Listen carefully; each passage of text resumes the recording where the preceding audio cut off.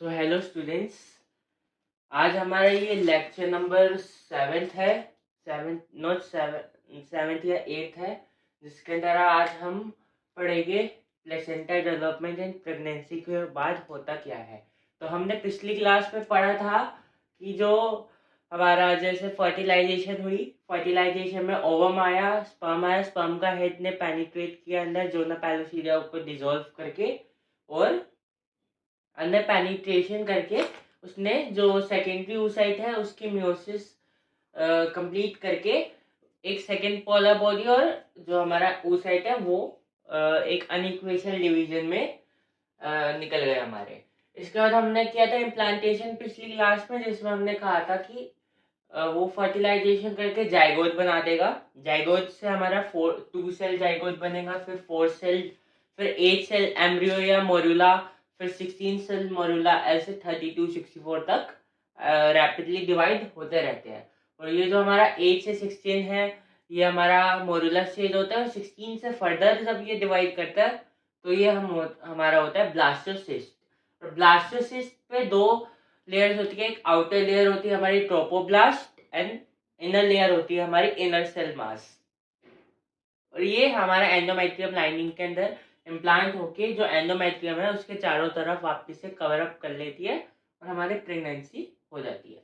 अब आज हम करेंगे सबसे पहले प्लेसेंटा डेवलपमेंट से पहले हम करेंगे प्रेगनेंसी के बाद क्या क्या चेंजेस होते हैं बॉडी में।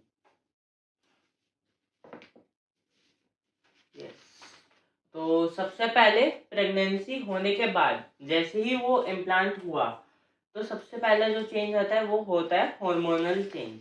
अब हार्मोनल चेंज में सबसे पहले हमारे जो प्लेसेंटा है तो डेवलप एकदम से तो नहीं होएगा, तो वो 3 मंथ्स के बाद ही डेवलप होता है। तो पहले 3 मंथ में जो हमारा कॉर्पस ल्यूटियम होता है वो हमारे प्रोजेस्टेरोन रिलीज करवाने में हेल्प करता है। अब आप मान लीजिए जो हमारा ट्रोपोब्लास्ट होता है, आप मान लीजिए ये हमारा एक सेल है और इसके अराउंड ये हमारा सेल मास है। बहुत सारे सेल होते हैं एक साथ, ये मैं ऐसे रैंडमली बना रहा हूँ आप लोगों को समझाने के लिए।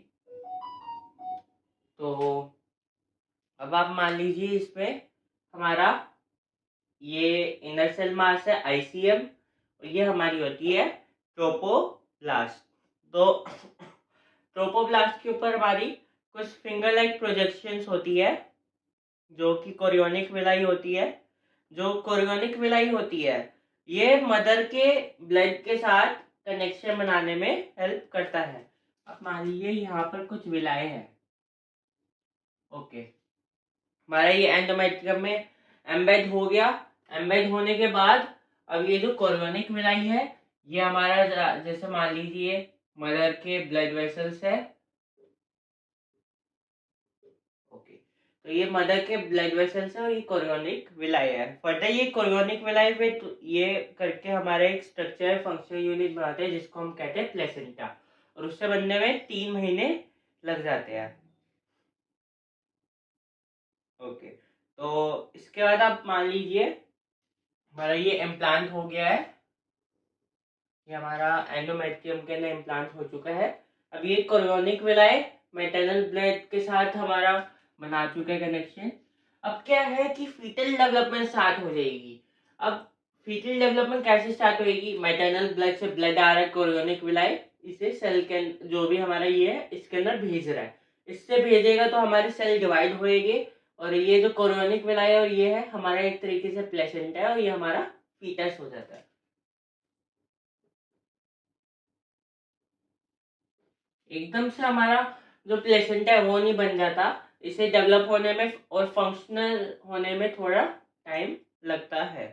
तो ये हमारा अब प्लेसेंटा विद फीटस हो जाता है। अब इसके बाद हम पढ़े कि प्लेसेंटा डेवलप होने के बाद क्या क्या हॉर्मोन्स रिलीज करता है और क्या रोल होता है उसका। ओके, तो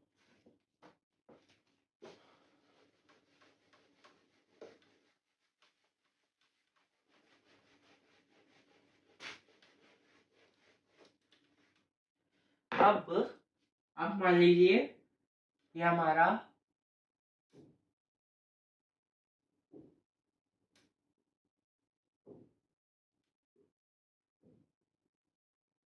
प्लेसेंटा है, तो ये हमारा फीटस है। अब प्लेसेंटा हमारा मैटरनल ब्लड में हमारी ऑक्सीजन ऑब्वियस होएगी। हमारा जो प्लेसेंटा होता है, प्लेसेंटा हमारा मैटरनल ब्लड और कोरोनिक विलाई का होता है। तो प्लेसेंटा के क्या क्या रोल्स है, मैं उसे आपको एक पेज पे सेपरेट करके बता देता हूँ।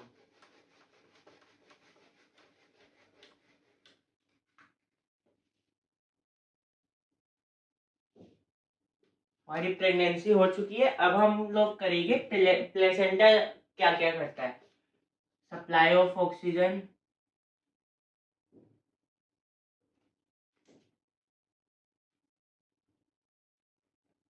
Supply of nutrients,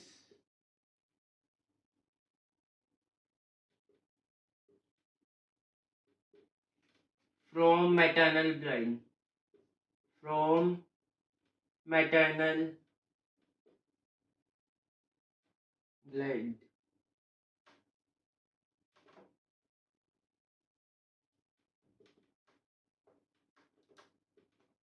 okay. तो जो हमारा प्लेसेंटा होता है वो ऑक्सीजन सप्लाई करता है, न्यूट्रिएंट सप्लाई करता है। न्यूट्रिएंट्स में हमारे carbohydrate, fats, lipids and all हो गए, और ये करता है साथ में सप्लाई ऑफ आयंस, जैसे हमारा कैल्शियम आयंस हो गया Ca और Na, पोटेशियम एंड मैग्नीशियम हमारा हो गया सल्फर, फॉस्फोरस। ये जितने भी हमारे आयंस और कैटायंस एनायंस होते हैं, ये हमारा सप्लाई करने में हेल्प करते हैं ताकि जो फीटस है वो अच्छे से डेवलप हो सके। अब इसके बाद हमारा है जो प्लेसेंटा होता है। प्लेसेंटा हमारा ये था, ठीक है। अब ये जो प्लेसेंटा होता है, ये कोरोनिक विलाई होते हैं ना, ये एक स्ट्रक्चर के थ्रू हमारा जो फीटस है वो जुड़े हुए होते हैं। तो आप मान लीजिए ये कोरोनिक विलाई है, ये हमारा प्लेसेंटा हो गया, और ये बीच में मैंने ऐसे देख के बनाने को, मतलब ऐसे बनाया अभी। तो ये जो बीच में स्ट्रक्चर होता है, ये होती है अम्बिलिकल कॉर्ड।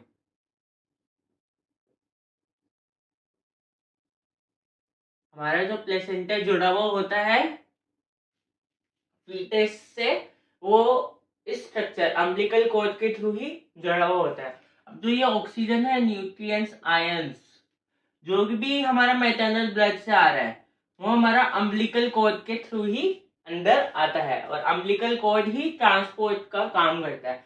अब लेट्स सपोज इसे ट्रांसपोर्ट कर दिया, अब इसके अंदर एक्सक्रीशन भी हो रही है ना, नाइट्रोजनस वेस्ट और हो रहा है, तो वो भी हमारा यही एक्सक्रीट आउट करता है मैटरनल ब्लड में। मैटरनल ब्लड में गया, वहां से किडनी के थ्रू एक्सक्रीट आउट हो जाता है। तो ये एक्सक्रीशन का भी काम करता है जो अम्बिलिकल कॉर्ड होता है, और न्यूट्रिएंट्स प्रोवाइड करने का भी काम करता है। अब प्लेसेंटा का ये तो माइनर रोल हो गया, माइनर या मेजर भी मान लीजिए। इससे बड़ा मेजर रोल क्या होता है वो मैं आपको बताता हूँ। आप सबने प्रेगनेंसी किट के बारे में सुना होगा, तो मैं प्रेगनेंसी किट का बताता हूँ आप लोगों को। जैसे आप पहले प्लेसेंटा, प्रेगनेंसी किट बताने से पहले मैं आपको बता देता हूँ, जो हमारा प्लेसेंटा होता है ये HPL and HC, human prolactin and human chronic gonadotropin, मतलब HCG हार्मोन्स रिलीज करता है, हार्मोन्स रिलीज।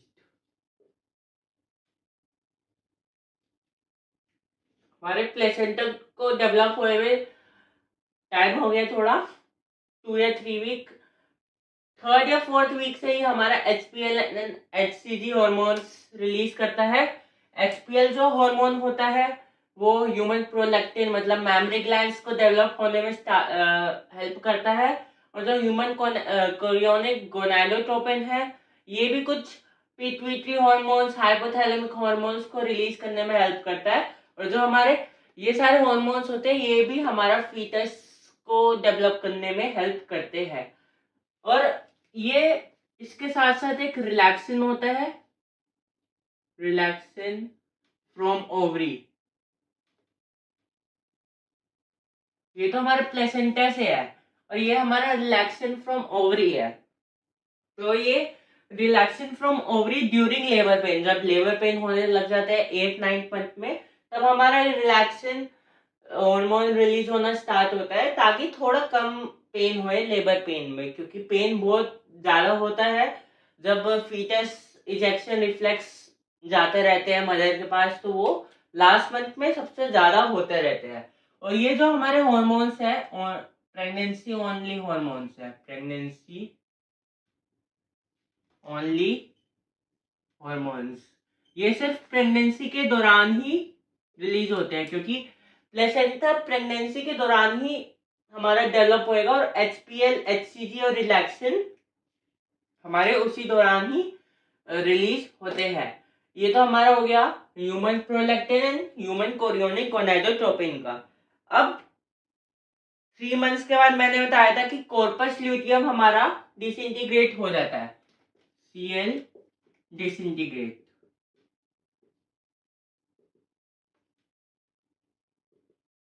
वो डिसइंटीग्रेट होते ही जो हमारा प्लेसेंटा है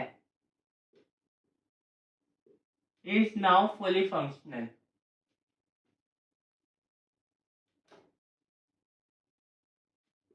जो 3 मंथ्स के बाद हमारा कॉर्पस ल्यूटियम हो चुका है डिसइंटीग्रेट, उसके बाद हमारा फुली फंक्शनल प्लेसेंटा बन जाता है।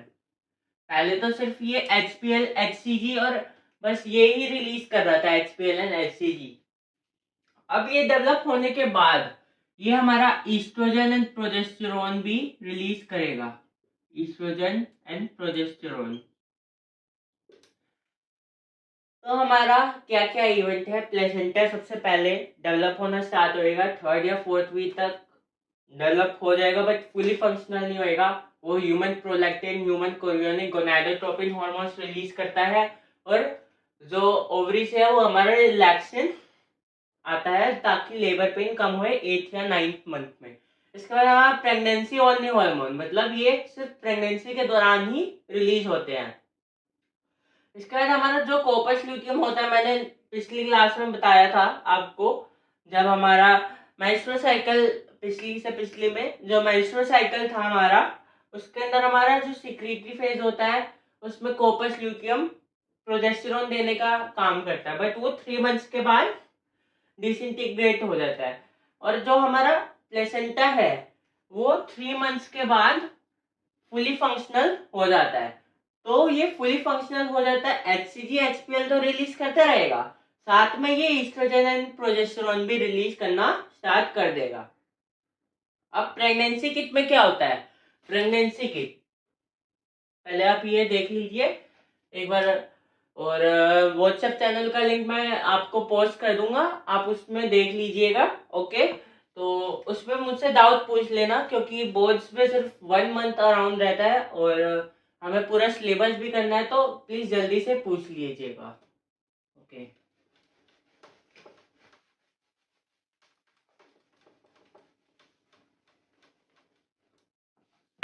अब मैं आपको बताता हूँ प्रेगनेंसी किट का क्या है। इसके बाद हम पढ़ेंगे हॉर्मोन्स के बारे में, जो कि हमारे कुछ कुछ इम्पोर्टेंट हॉर्मोन्स होते हैं जो अदर देन प्रेगनेंसी भी रिलीज होते रहते हैं, और वो जब प्रेगनेंसी होती है उसमें भी काम करते हैं। तो प्रेगनेंसी किट में क्या होता है, आपको एक किट मिलती है, उसके अंदर आपको यूरिनेशन का टेस्ट करना पड़ता है। अब आपने जैसे ही यूरिन डाला, अब आप मान लीजिए प्रेगनेंसी किट है ये, और ये हमारा ये है, इसके ऊपर ही हमारा प्रेगनेंसी किट का जो यूरिन है वो डलता है। अगर इसके अंदर एक बैंड आ रहा है, एक बैंड मतलब नेगेटिव टेस्ट, मतलब जो एक बैंड आ रहा है ये मतलब जो जेंडर है वो फीमेल है। अगर एक भी बैंड नहीं आ रहा तो वो फीमेल नहीं है, और एक बैंड आ रहा है तो वो फीमेल है। बट ये नेगेटिव टेस्ट होता है, negative test if only one band appears.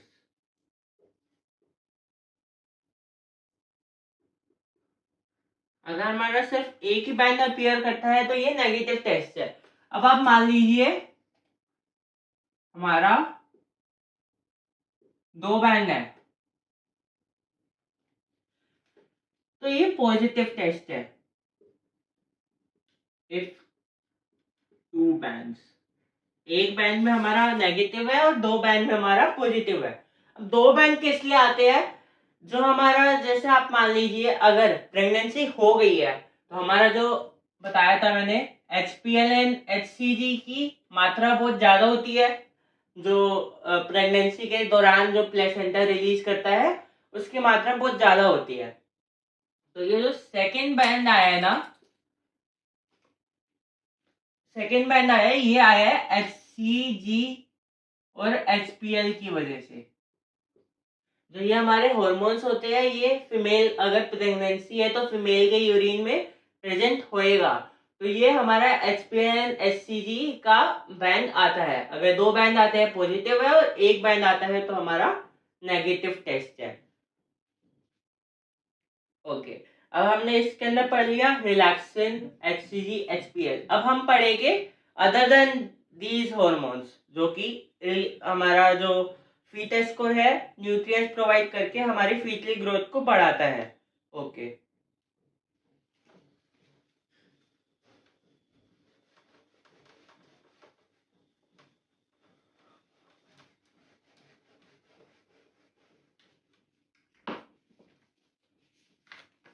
अब आप मान लीजिए फर्स्ट हार्मोन है हमारा ऑक्सीटोसिन। ऑक्सीटोसिन हमारा जो होता है ये रिलीज होता है ये होता है रिलीज हमारा पिट्यूटरी से। जो ऑक्सीटोसिन हार्मोन होता है हमारा वो हेल्प करता है लेबर पे, मतलब जब 9 मंथ्स पूरे हो जाते हैं तो ये जो ऑक्सीटोसिन है ये हमारा मायोमेट्रियम में, जो यूट्रस की मिडल लेयर है उसमें ऑक्सीटोसिन के रिसेप्टर्स होते हैं जो कि ऑक्सीटोसिन से बाइंड करके लेबर पेन कॉज करते हैं। इसी वजह से हमारे लेबर पेन आते हैं। इसके बाद हमारा सेकेंड है थायरोक्सिन। थायरोक्सिन, इसके बाद प्रोलैक्टिन, GH ग्रोथ हार्मोन, और सेरोटोनिन आप मान लीजिए, डोपामिन, प्रोलैक्टिन हो चुका है। इसके बाद आप मान लीजिए हमारे और भी कौन कौन से हार्मोन रहेंगे। ये तो हमारे हो गए, हाँ एक और gonadotropin releasing GnRH, gonadotropin releasing hormone होता है हमारा। इसके बाद हमारा होता है एड्रीनोकोर्टिकोट्रोपिन्स, जैसे आप मान लीजिए कोर्टिजोल हो गया हमारा, और मिनरलो एल्डोस्टेरोन या फिर मिनरलो कोर्टिकोइड्स, एल्डोस्टेरोन एक्सेट्रा। ये कुछ हॉर्मोन्स होते हैं जो कि फीटल डेवलपमेंट में या फीटल ग्रोथ में बहुत हेल्प करते हैं। अब आपका यहाँ पर ये टॉपिक खत्म होता है। इसके बाद हमारा है, एक तो हमारा था इसके अंदर जो हमारी वो होती है सीलम, या फिर जो हमारी कैविटी की लेयर्स होती है एक्टोडर्म, मेसोडर्म एंड एंडोडर्म, वो मैं नेक्स्ट क्लास में करवाऊंगा विथ प्रोलैक्टेशन, 9 मंथ्स के बाद का जो पीरियड होता है, एंड विथ इम्पोर्टेंट क्वेश्चंस, तो वो मैं नेक्स्ट क्लास में करवाऊंगा। तो तब तक के लिए लाइक शेयर सपोर्ट करते रहिए, और सब्सक्राइब पे क्लिक करके बेल बटन भी दबा दीजिएगा। तब तक के लिए बहुत बहुत धन्यवाद, और आज की क्लास हमारी इसी के साथ खत्म होती है। तो मिलते हैं नेक्स्ट क्लास में।